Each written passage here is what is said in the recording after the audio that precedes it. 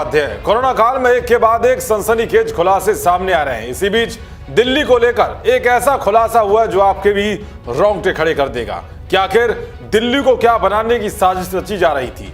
ये खुलासा जुड़ा हुआ है रोहिंग्या मुसलमानों से। जी हां, जिस केजरीवाल के विधायक अमानतुल्लाह खान को मुसलमानों की एक बड़ी वोट बैंक की खान माना जाता है, उन्होंने रोहिंग्या मुसलमानों के लिए दिल्ली में जो किया वो होश उड़ाने वाला है। जिन घुसपैठियों पर शिकंजा कसने के लिए मोदी सरकार लगातार प्रयास में लगी हुई है, उन्हें अमानतुल्लाह खान जैसे लोग पनाह देने में लगे हुए हैं। भारत में अवैध रूप से रह रहे रोहिंग्या मुसलमान लगातार पूरे देश में पैर पसारते जा रहे हैं। अब दिल्ली में एक बड़े इलाके पर उनका कब्जा है। मदनपुर खादर में इन रोहिंग्या मुसलमानों ने 5.2 एकड़ जमीन को अवैध रूप से कब्जा रखा है। आरोप है कि दिल्ली वक्फ बोर्ड के अध्यक्ष रहे अमानतुल्लाह खान ने अपने लेटर हेड के जरिए इन सभी का आधार कार्ड बनवाया और उन्हें यहां बसाया। एक मीडिया रिपोर्ट्स के मुताबिक ये रोहिंग्या मुसलमान दिल्ली की मदनपुर खादर शमशान घाट के सामने अवैध रूप से रह रहे हैं और साथ ही सारी सरकारी सुविधाओं का भी फायदा उठा रहे हैं।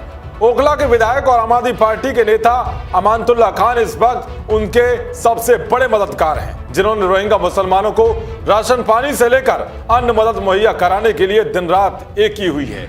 यहाँ तक कि लॉकडाउन में इन लोगों को बाकायदा दिल्ली सरकार और ओखला के विधायक अमानतुल्लाह खान की ओर से भरपूर राशन सामग्री मुहैया कराई जा रही है।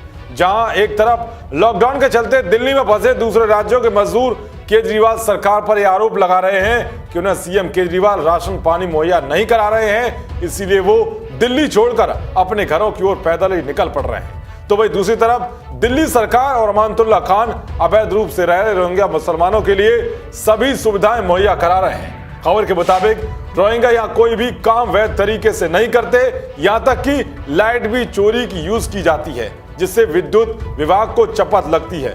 पीने के पानी के लिए अवैध बोरिंग की व्यवस्था की गई है। स्थिति यह है कि जहां अवैध रूप से रह रहे ये रोहिंग्या मुसलमान मजे में हैं, आसपास के क्षेत्रों में झुग्गियों में रह रहे मजदूर राशन पानी को तरस रहे हैं और उनकी कोई भी सुनने वाला नहीं है। बता दें कि खुद केंद्र सरकार ने सुप्रीम कोर्ट में कहा था कि रोहिंग्या मुसलमान भारत की सुरक्षा के लिए खतरा है और इन्हें सरकार देश से बाहर करना चाहती है। आए दिन कई आपराधिक वारदातों में भी इनकी संलिप्तता सामने आती रहती है। ये भी कहा जा रहा है कि पुलिस प्रशासन के कुछ लोगों के साथ भी रोहिंग्या मुसलमानों की मिलीभगत है। एक रिपोर्ट की माने तो कालिंदी कुंज थाना रोहिंग्या मुसलमानों के स्मैक, गांजा और अन्य मादक पदार्थों के अवैध व्यापार पर अंकुश नहीं लगा रहा है। रेजिडेंस वेलफेयर एसोसिएशन का कहना है कि उसने कई बार यहाँ के अवैध बस्ती को हटाने के लिए गुहार लगाई है।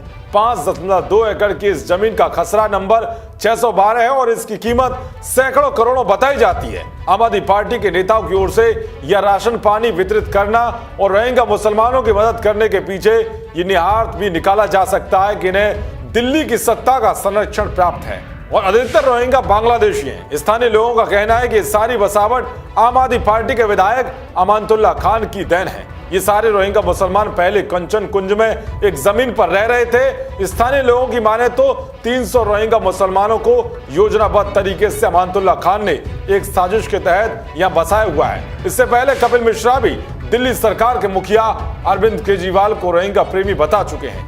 गृह मंत्रालय की एक रिपोर्ट के मुताबिक 40,000 रोहिंग्या मुसलमान देश के अलग अलग हिस्सों में अवैध रूप से फंसे हुए हैं, जिसमें उत्तर प्रदेश, हरियाणा, राजस्थान, महाराष्ट्र, जम्मू कश्मीर, आंध्र प्रदेश, मणिपुर, पश्चिम बंगाल और राजधानी दिल्ली शामिल है।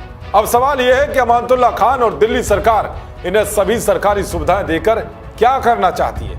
क्या वोट बैंक के लिए राजधानी दिल्ली को रोहिंग्या मुसलमानों के खतरे में डाला जा रहा है? क्या दिल्ली के अलग अलग हिस्सों में सीए और एनआरसी के धरने इन घुसपैठियों को बचाने के लिए एक बड़ी साजिश थे?